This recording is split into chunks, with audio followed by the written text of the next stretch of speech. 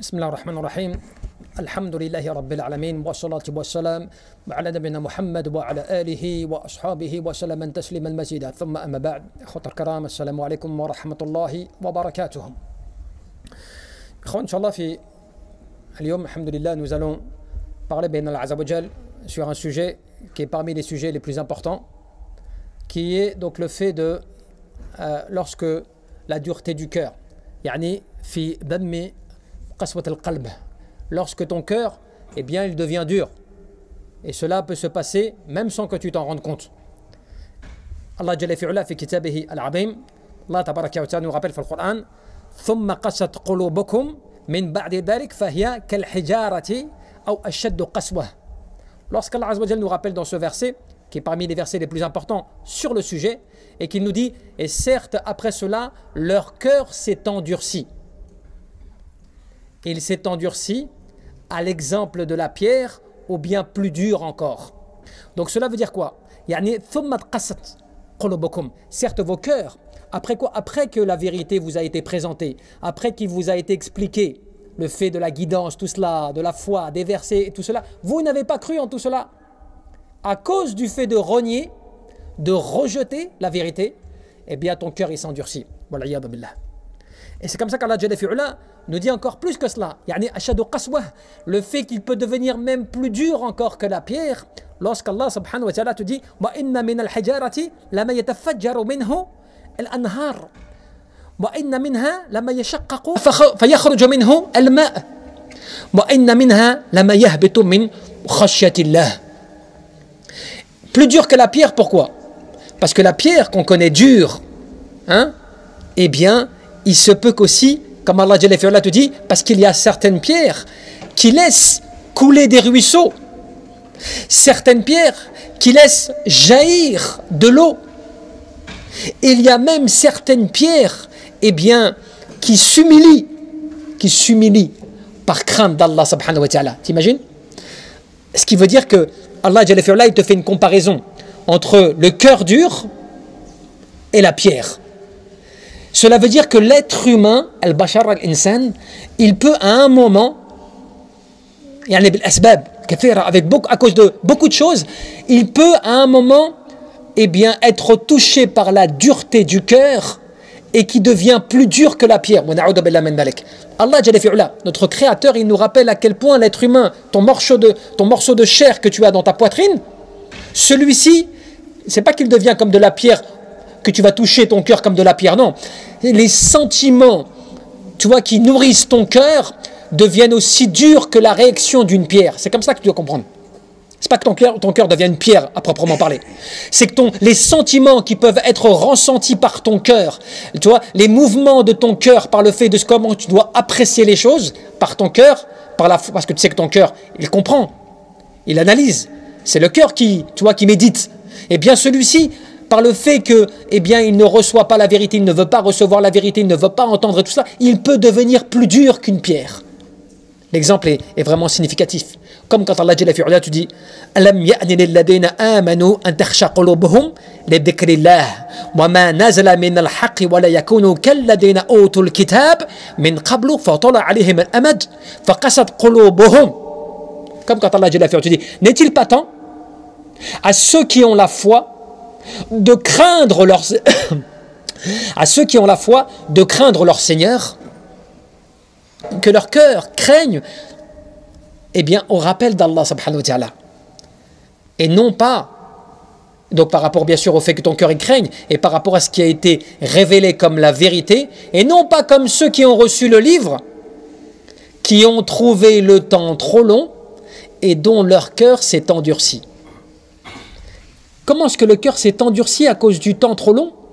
Par le fait qu'ils ont pensé, ils ont espéré, ils ont, tu vois, négligé l'au-delà, négligé le rappel d'Allah subhanahu wa ta'ala, négligé tout cela. C'est pour ça, ya ibadallah, cela c'est une mise en garde pour le croyant, toi qui es musulman, toi qui es mu'min, de te mettre en garde quant au fait que le peu de rappel, le fait du peu de rappel, والإعراض عن الله وعن ذكر الله سبحانه وتعالى عن كتاب الله Tout cela, de te détourner d'Allah, de te détourner du Coran, de te détourner du rappel d'Allah subhanahu wa ta'ala et de ce qui peut te permettre de profiter des rappels, tout cela, attention, peut être des causes qui peuvent faire qu'à un moment ton cœur va s'endurcir. Comme quand Allah Jalla fi'ala te dit فَوَيْلُ لِلْقَاسِيَةِ قُلُوبُهُمْ مِنْ ذِكْرِ اللَّهِ أُولَئِكَ فِي ضَلَالٍ مُبِينٍ.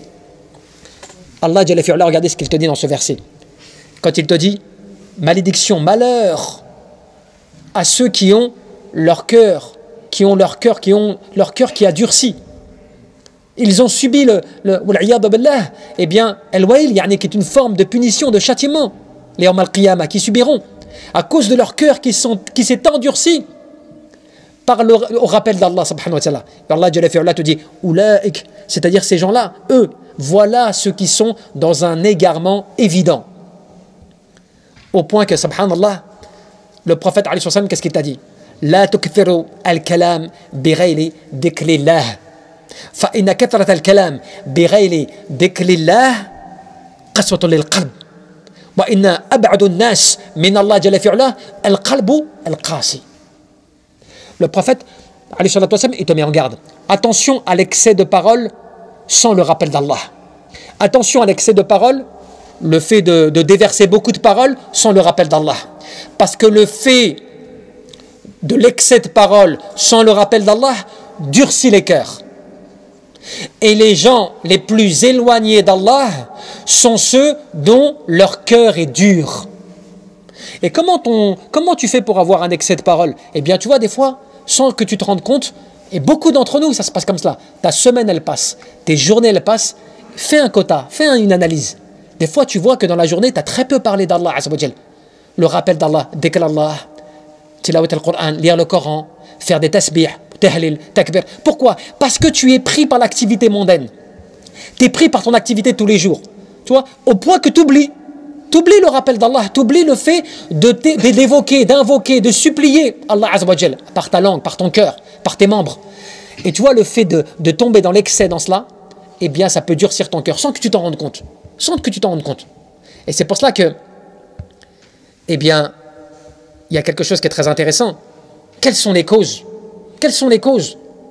Les différentes causes. كثرة الكلام عباد الله بغير ذكر الله كما في الحديث. وكذلك نقض العهد مع الله سبحانه وتعالى. Le fait que tu vas beaucoup parler, tu parles, mais il y a peu de rappel d'Allah dans tes paroles. Tu parles, tu es dans l'excès de parole, tu rigoles, tu es dans tout cela, ça te durcit ton cœur sans que tu t'en rendes compte. Même toi, tu l'as peut-être des fois un petit peu testé. Quand des fois, tu sais, tu pars en vacances et que tu t'oublies un peu, pendant une semaine, tu profites, tu t'amuses, tu rigoles, tu fais tout cela, et tu sais, tu n'es pas dans tes habitudes, tu ne fais pas tes prières à la mosquée, tu ne lis pas beaucoup le Coran, tu ne fais pas beaucoup de dhikr, et bien je te promets, vois ton cœur à la fin. Ton cœur à la fin de la semaine. Tu sens qu'il est tombé, subhanallah, dans le ghafla, dans la négligence, la dureté, tu as du mal, c'est lourd pour toi de faire tes prières, de repartir à l'action, tu vois. C'est comme dans l'année, Ramadan, il vient. Pour toi, c'est dur, tu vois, Ramadan, parce que tu vois, il faut te mettre dans l'action, jeûner, les prières, il faut essayer de faire tarawih le soir, tout cela. C'est dur, pourquoi? Parce que toute l'année, eh bien, tu as descendu le niveau, tu es tombé un peu en chute. Donc c'est très dur de remonter la pente. Eh bien, le cœur, imagine comment ce qu'il est, tu le vois pas toi, mais ton cœur, il a pris des coups. Énormément de coups. Donc dans la semaine, quand tu parles beaucoup, tu rigoles, tu t'amuses, tu t'oublies, le travail, tout cela et tout, et puis tu n'es pas dans le rappel d'Allah subhanahu wa ta'ala. Tu ne profites pas du rappel d'Allah jalla fi'ala. Bil lisan, bil qalb, bil jabarih, bil amal. Dans l'action, la parole, le cœur, tout cela, tu ne le fais pas vivre.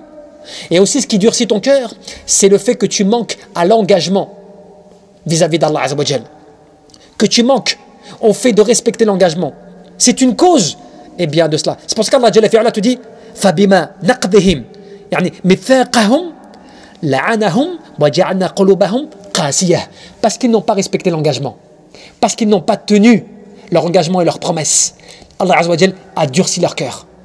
Regarde la gravité des choses, regarde à quel point ça peut t'amener à ne pas respecter cela, au point que Ahmed al-Ulama al-Salihin, un des anciens pieux, qu'est-ce qu'il disait? Ibn Aqil, il disait quoi? Yawman fi wa'adhi, dans une de ses exhortations, il disait Ya man yajid min qalbihi qaswa ahdar an takuna naqabat ahdan.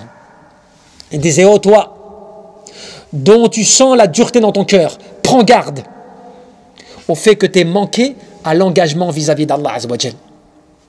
Tu ne respectes pas l'engagement, tu ne respectes pas la promesse, tu ne respectes pas ton pacte avec Allah subhanahu wa ta'ala. Qui veut dire quoi? L'adoration d'Allah subhanahu wa ta'ala. Al-ubudiyah, la servitude à l'égard d'Allah subhanahu wa ta'ala. Tout cela.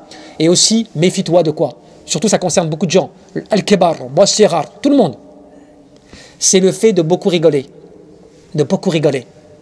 Le prophète, alayhi salatu wa sallam, dans le hadith, La tukithiru ad-dahak. Fa'ina kathrat ad-dahak, tobit al-qalb. Prends garde au fait de trop rire. Parce que le fait de trop rire durcit les cœurs. Tu t'en rends pas compte des fois. Alors certains, ils vont nous écouter, ils vont nous dire oui, mais on dirait on n'a plus le droit de vivre. On dirait on n'a plus le droit de rigoler.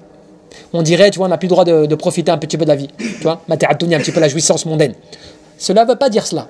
Cela veut dire que le juste milieu, al-wasat, entre l'exagération et la négligence. Ben al-ghafla, tu vois, le fait que toi, tu sois dans la négligence et le fait aussi que tu sois dans l'excès.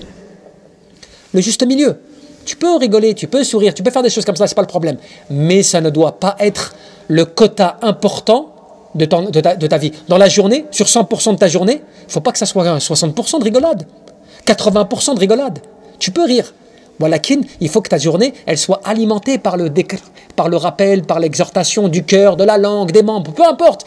Parce que tu oublies constamment, subhanallah, ce pourquoi Allah t'a créé. Et pourquoi dunya, subhanallah, pourquoi Alash ad-dunya, il est aussi comme cela, avec des épreuves, des tests. Parce que les gens, des fois, ils ne comprennent pas de dunya.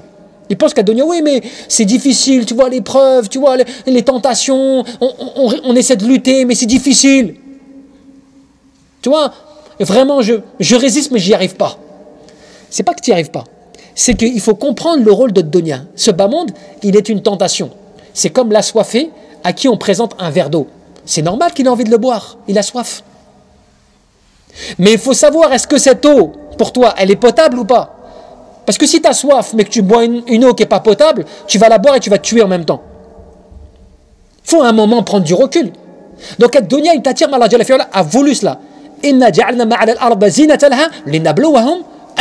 C'est normal, nous avons embelli ce bas monde, cette terre nous l'avons embellie, mais pourquoi? Afin de les éprouver et voir ceux d'entre eux, quel est le mieux agir. Allah, il te tente avec des choses de ce bas monde, mais à toi de comprendre que ce bas monde, c'est la tentation. C'est pour ça qu'Ibn Taymiyyah, il avait une belle parole lorsqu'il disait An-nafs, nafs al-hawa. Tu sais, le fait des passions, des désirs, les passions, c'est pas cela. Ce n'est pas à cause de ça que tu es puni. Ce n'est pas à cause de nafs al-hawa, le fait que tu sois tenté, que tu aies des désirs, que tu aies des passions. C'est pas à cause de cela que tu es puni. Pourquoi alors je suis puni? Tu es puni par le fait de suivre et de t'adonner aux passions et aux désirs. Subhanallah. Kalima, jamil, subhanallah, adima, kalima, subhanallah. Adima, vraiment c'est une parole, elle est très importante parce qu'on pourrait presque dire c'est une qaïda, c'est une règle. Regarde bien. Les désirs et les plaisirs, ils sont en toi. Allah Jalla fi'ula, il a créé le monde comme cela. An-nas kadhalik. Khalaq al-insan, il a créé l'être humain de cette manière, avec des envies, des désirs, des passions, tout cela. Tu n'es pas puni pour cela. Que ce soit en toi, ce n'est pas un problème. Le problème, c'est que tu vas suivre les désirs, les passions, et tu vas t'y adonner. Là, c'est pour cela que tu rends des comptes. Tu vois, c'est la différence. La compréhension, c'est important d'en arriver à cette compréhension-là. Et c'est pour cela, subhanallah, que l'importance, finalement, de comprendre à quel point les causes, les effets qui durcissent ton cœur. Ce qui peut t'amener à ce qu'à un moment, ton cœur est durci. C'est comme l'apprentissage de din. On a parlé de dunya, de ce bas monde, des désirs, des plaisirs, de tout cela. Jusqu'à même l'adoration d'Allah Azza wa Jal. Tu sais, l'ibadah. Le fait qu'Allah Jalla fi'ala te demande de l'adorer. Allah Jalla fi'ala, plusieurs fois dans le Coran, il nous rappelle l'importance de l'adorer, qu'il a créé les djinns et les hommes que pour l'adoration.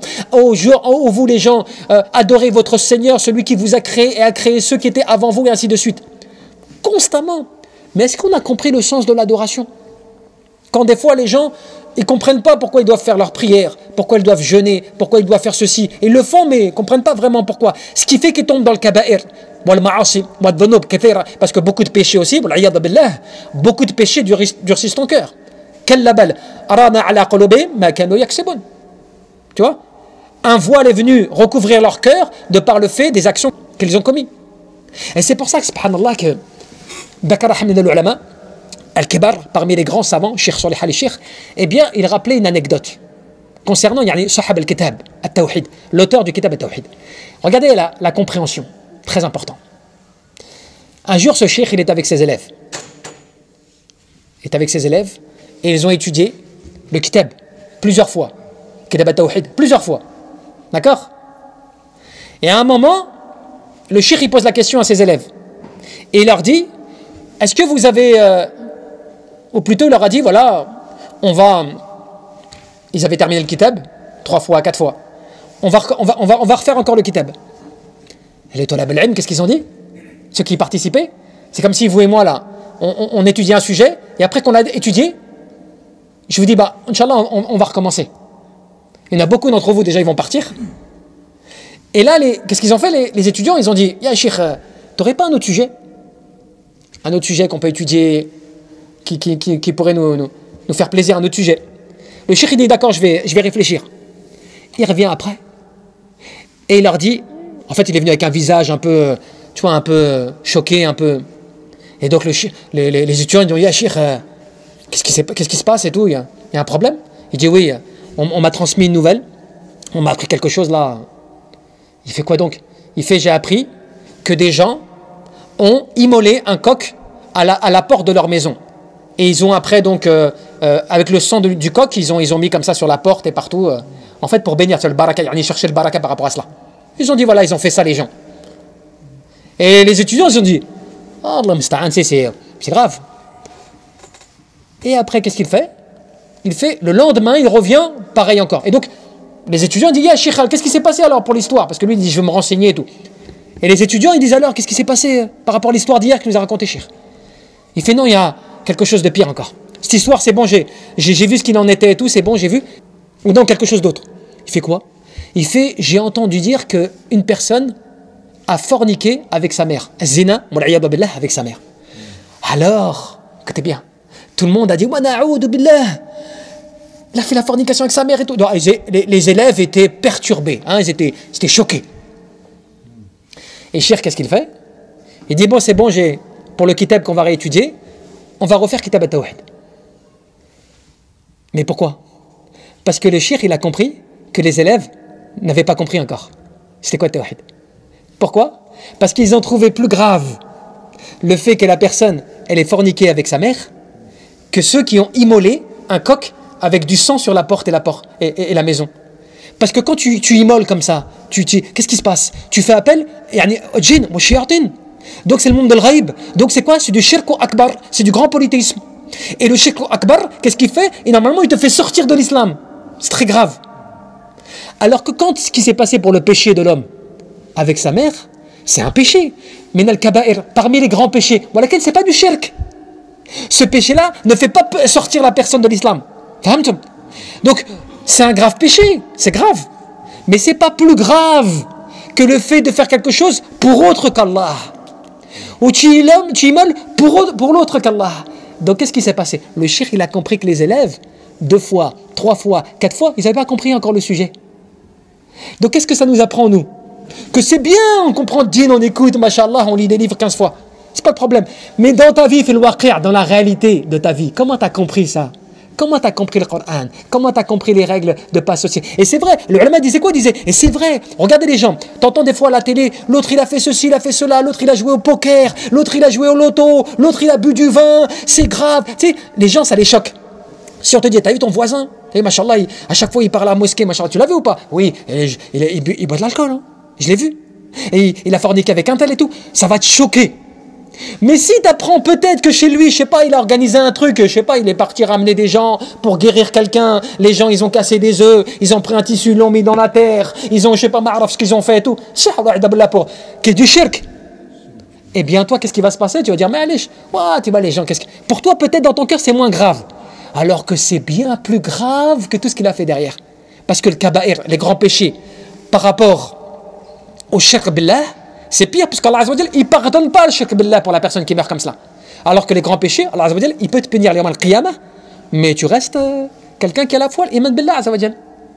Je ne sais pas si vous avez compris. C'est pour dire comme quoi, c'est important de comprendre que même quand tu étudies des livres comme cela, des livres de base, et beaucoup de gens ont étudié les Kutub comme cela et tout, c'est de comprendre comment après tu le comprends ça dans ta vie, dans ta pratique de tous les jours, chez toi, avec tes proches. Parce que l'ulama disait, il y a des choses comme ça que les gens ils sont choqués. Beaucoup de fois, des fois, tu es choqué par une action, amal, une action de quelqu'un, mais qui est un grand péché, mais c'est pas quelque chose qui lui enlève la foi, l'iman, min qalbi de son cœur.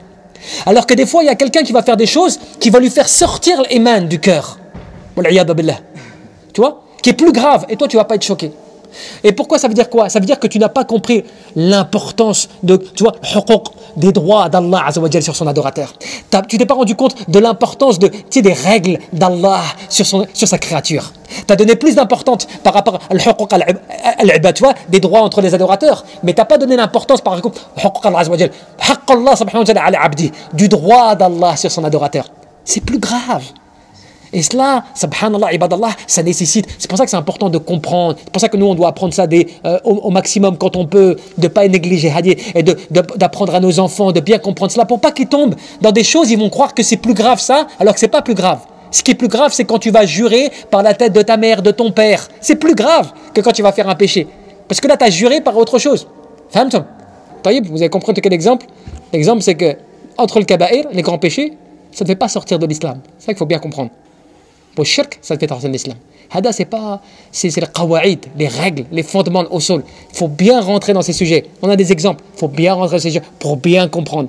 Pour bien comprendre la gravité d'un péché. C'est pour ça que l'extrême de l'exemple, il te donne l'importance du sujet. Tu vois? Allahu a'lam, tabaraka wa ta'ala. أن يرزقنا الإخلاص في القلوب والعمل والنية اللهم نسألك العلم النافعا